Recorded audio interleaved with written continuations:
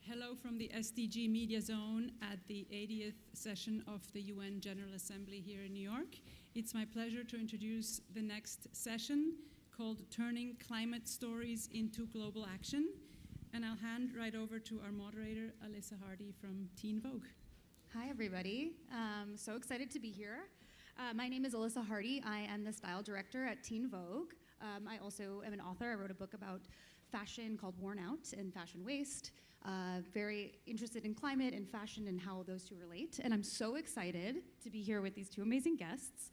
We have Nikolaj Coster-Waldau, as everybody knows. He is the star of the Game of Thrones, of course, and then, of course, a Goodwill ambassador for the UN Development Program since 2016.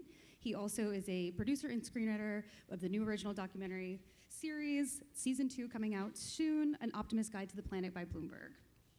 I also have Prajakta Koli, who is a digital creator, actor, and author with over 18 million followers. She's best known for her lead role in Netflix's Mismatched. In 2025, she debuted her debut romance novel, Too Good to Be True. She was also named Time 100 Creators 2025 and GQ's Most Influential Young Indians. We're going to start with a clip from the documentary series, and then we will bring it to the panel. We are now at Bagapatia village, at 12 kilometers far from the coast. Hello?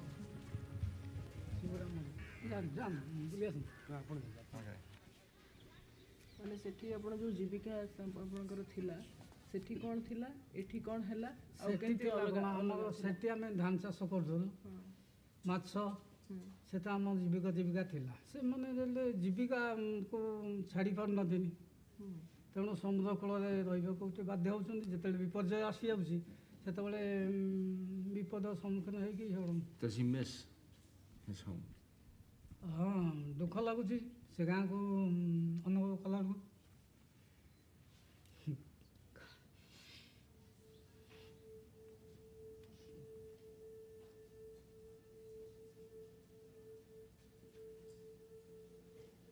सेमती बात्या जो आसो कि झड़ तोफान आसो से विपद आसे से हा हताश हो पड़ती कि जीविका को छाड़ी पारती मृत्यु मुखर पड़ती.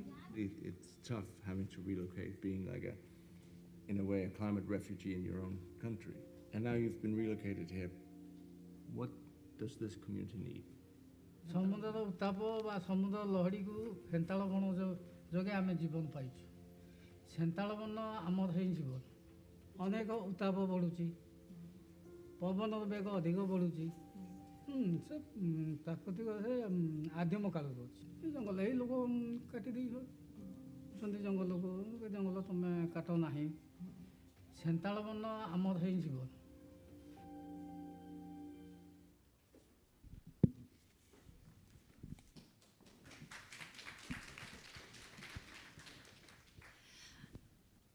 Nikolaj, why don't you walk us through what we just saw in this clip? Well, we did a story which was very much inspired by the work I've done with the UNDP. We went together with the UNDP to a project which was about like replanting the mangroves. And as the gentleman said, which was this whole town had been relocated. It was a community that had been struck by, a super typhoon, and eventually they'd had to relocate. And as he said himself, we wish we hadn't cut down the mangrove because we realized we need it. Nature can protect us. And then this project was about how do we do that? How do we find this balance between, because we know India has had an enormous growth in population over the last 50 years. People need a place to stay, but how do you do that kind of development without, learning from past mistakes, I guess, is what this was about. Because once tragedy befalls you, it's a hard way back. And even though they have a place now, it's not their home. They have to recreate it. So, but at the same time, it was also for me, a hopeful story because it taught us, you see in the story that there is always a way back if you connect with community, and you find out that is the biggest power we all have. I would love for you to talk a little bit about the whole idea behind an Optimist guide. Why optimism when obviously we know that these issues are so large? Well, at the beginning, the season 2 is coming out in the beginning, and we have a moment when I talk about that, because sometimes I see an optimist guide to the planet. I'm going, that's ridiculous. Why are you being such a... There's so many terrible things happening in the world. But I think overall it's because I do believe that now we're here at the UN, which is 70 years of age. Not everything in this world by far is perfect, but we, on so many parameters, we are doing much better than we did 70 years ago. But we can never stop. We always have to keep moving, and it's a human spirit to always look for the next thing, how to improve our lives. And I do believe that, although sometimes if you read the news, you would think that there was too many horrible people, but I can't remember the last time I met a real asshole. And I think that we should remind ourselves that. I think that goes for most people. If you really think, how many real horrible people have I met this week? You probably, if you met one, I'm sorry, but that's probably going to be it. And that's why there's reason for optimism, because we all want the same thing, whether you live in India or whether you live in Scandinavia. And so to go back, I'll be quick now. The reason for this show, why I love the show, why I'm very proud of it, is that it is a global show. We go around the world. We're very lucky that Bloomberg wants to do this. Because I think what you realize is that whether we go this season, we're in Finland, we're in India, we're in South America, we're in North America, very different circumstances for people. But at the core, we all want the same thing. We all struggle with the same issues, but solutions are different, and we can inspire each other, we can help each other. Yeah. Prajakta, do you share in this optimism? And why not? Or why or why not? I think so, yeah. I mean, I also understand that it's honestly for someone who's been working with it, and I understand where you come from because you've spent so much time in kind of working on this. Beyond a point, I think also as creators who are speaking about this, it could get extremely demotivating and exhausting if we didn't have the optimism to hold on to. But having said that, I feel like it's not passive optimism. I think it's more than that. It comes with a sense of urgency. It comes from a sense of young people actually being aware of what is happening. So yes, I do look at the optimistic side of things, but not without a sense of urgency. Sure. I would love to ask you both, but starting with you, about mobilizing young people and getting them involved in the climate movement. You've obviously done a great job of this, but what are some of the things that you've learned and things that we could be doing? I think there were two things when I started working in climate action that kind of helped me in understanding how to get the stories through easier. Number one was, for the longest time when we spoke to younger people about climate action, there were such big words used. You know, there were so many stats, and there were so many numbers, and there were so many diagrams and charts, and it got very overwhelming for us to understand what it actually means. It reached a point where everybody was speaking to us in numbers, and we realized that, you know what, okay, if we don't understand it, maybe we cannot make a difference to help it. So maybe the organizations will do it, or the bigger corporations will do it. But when we started kind of breaking down conversation around climate change into easier, smaller, digestibles, I think it got more kind of organic reaction is what I learned from the audience. And number two, I think a lot of the younger people today also look at climate change kind of as climate justice, in the sense that they come from a place of feeling like, why are we kind of paying for something that we had the least contribution to, but at the same time they come from a place of having the most awareness about what's going on. They come from a place of having resources to kind of understand how to work towards it instead of just sitting and complaining about it. So it's a very informed and also a very powerful position that the young people in the world today stand at, because more than half of the world's population is less than 30 years of age, and that says a lot. So yeah. Yeah, no, I think that, and also, by the way, I think that that goes for what you just said about numbers and headlines, goes for both young and old. And I think that's why it's so easy that this, sometimes you feel like, oh, we just had this momentum and now it has shifted. Now people want to focus on something else. And I think it's because we have these headlines, climate action, climate crisis.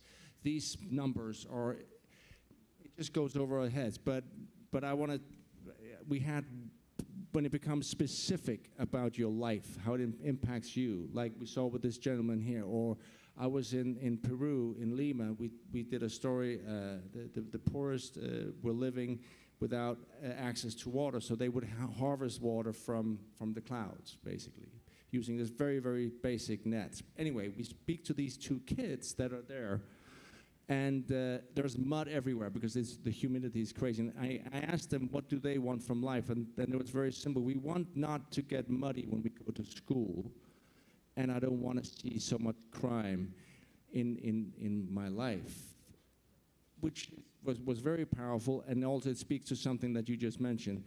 I think people react to when it's the inequality of this world, and I think for young people that is very obvious, and it's something that we have to take very seriously. Also, obviously here, because that is, again and again and again, it's easy to say you don't believe in climate taking climate action when you are very wealthy, because you know you're going to be fine. But if you're in a very poor country, or you're very poor, you're not going to be fine. You're going to suffer the most. And that inequality is, there's only so long you can allow that to happen before people are going to basically want to have their voices heard one way or the other. Yeah. Kind of as you touched on, both of you, like there's so many different segments of climate change and the challenges behind it. One, as you see it so large, how do you break it down? How do you focus, especially maybe in the show specifically? Like, how are you looking at it in a way that you're like, okay, this is the story that we need to be telling? Well, for us, it's about very specific stories. It's about someone came up with a great idea, a solution. Let's do a story about that. And that's what's inspiring. And as you said, we did several stories in India. We've done in South America. And like India, there's so many young people with so much passion, so much belief in tomorrow. Like that is just inspiring to see. And then, of course, there's nothing better to see someone with a great idea that seems so obvious, and now it's going to have real impact. The fact is that a lot of the stories will have a positive, effect when it comes to this greater issue of climate action, if you will. But I think for us, it's about people. That's the main focus of our show, and it's about solutions, and it's about inspiring each other. The bigger picture of climate action on a global level, well, it really needs the leaders of our world to come together, and then the rest of us will take steps in our everyday lives, but the big momentum has to happen in there. Absolutely. To that, are there any specific UNDP climate projects that you have found interesting that are worth kind of discussing? Oh yeah, 100%. So I come, my name is Prajakta Koli. I come from the Koli community, which is from the coast of Maharashtra. That's the state that I'm from. And we're an indigenous community in my state. So I remember one of the projects that's very, very close to my heart is UNDP does this mangrove planting, very similar to what's happening in Odisha as well, across the beaches of Vengurla, Sindhudurga, all the way down to Goa. And they have mobilized these women in the villages actually to kind of, while the men farm fish, which is again a UNDP project, the women have actually started taking tours of the mangroves. So they know each and every single plant that grows in the mangrove. They will take you on a tour. They will row the boat through the mangroves. They also have these beautiful home kitchens that they've opened up for everybody who comes for tours. So you sit down and they'll cook for you, and it's such a wholesome experience. And I feel like that was one of the reasons that I kind of feel very special to be in this position with UNDP, because I get to work with stories and people who kind of are so close to where I come from as well. But other than that, I've had the pleasure with working in plastic management, the pleasure of working around again, a lot of mangroves work that's happening across the coast. So yeah.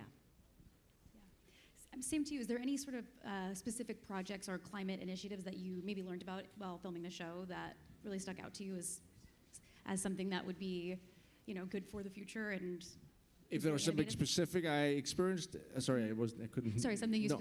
specific you experienced in filming. Well, I think there was one thing that there was every story is inspiring, but two things: how so many solutions are already found in nature if only we open our eyes and just go, like the mangrove is a good example. Like it's always been there, and then it's just, as the man said, why did we chop it down?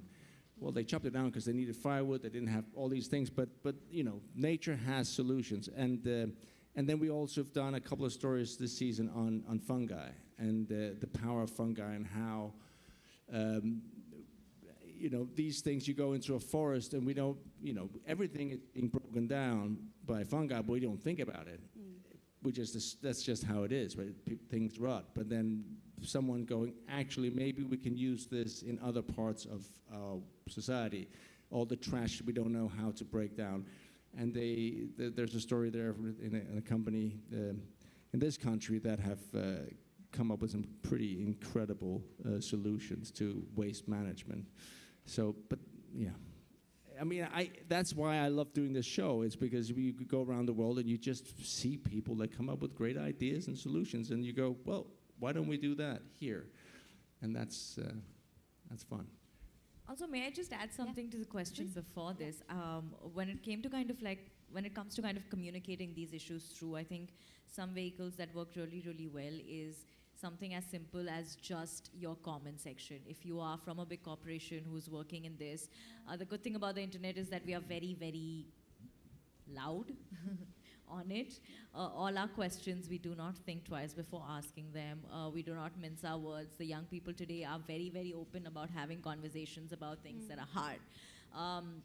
So if you could just start there and understanding what is it that they want to understand, what is it about the work that we all have been doing that they want to work on more, and finding out ways to kind of collaborate with them could be a great way to kind of make it more lucrative.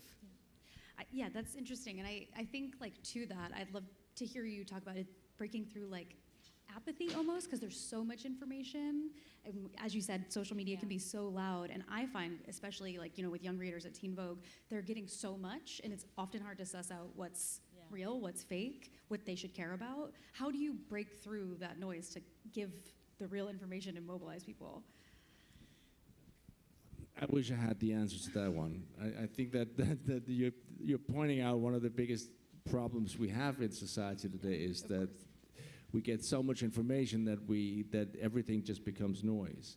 I think that one thing is not to underestimate anyone, to insist on the story instead of telling something, instead of it. It's so easy to be afraid of the 10-second, 15-second. Everyone is just watching for 10 seconds. You have to say, listen, actually people do want to have a conversation. They do want to engage. And so and then to see other people. I mean, that's how we identify with each other, that I hear your story, and I'm go, oh, that's different from mine, but I get it. We're both human beings. Yeah. And I think that's, at the end of the day, that's all. I mean, we are nothing without each other, and we have to remind ourselves of that. Yeah. I also think kind of beginning with taking responsibility for yourself as well. A lot of times we kind of sit in places where we're like, oh, it's that person's fault and it's this person's fault and he did this, so I'm suffering. I feel like in some way or the other, obviously some more than others, you kind of also have to realize that you, as fortunate as we are to be a part of the solution, we also are a part of the problem. There are things that we have done that has kind of gotten us here in whatever way. I mean, no blame game there, but so I think as a young person, or as anyone actually who wants to kind of understand about climate change, it is your moral responsibility to educate yourself about it and to have a very informed opinion. So that kind of helps you in filtering out a lot of the noise which comes to you, where then that helps you have an objective opinion on what could be real and what could be fake, and that kind of gives you more direction in understanding what kind of work you want to continue doing, I guess. Absolutely. And we just have a few seconds left, so I feel like I would love to wrap it up with the one what, maybe not the one thing, but one thing that is keeping you optimistic about the planet in the spirit of the show? Well, one thing is there's thousands of things, and I think that the fact that I like people, I think people are my favorite species on this planet. I think human beings are incredible, and I think that gives you reason for optimism, because as I said earlier, I meet very few assholes, which is a positive thing. Like, so I think there's no, I mean, we have to be a realist, and the challenges we face in the global thing is insane. But I do believe in all of us together we're not going to fuck it up, are we? Sorry.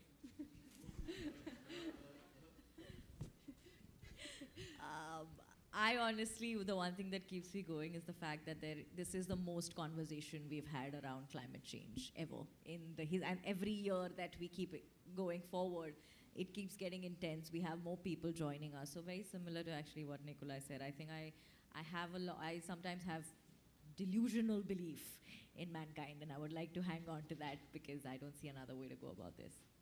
I agree with both of those things. Thank you both. Bloomberg's An Optimist Guide to the Planet is coming, the new season coming this fall. Yes. Check it out. Thank you, everybody. Thank you. Thank you.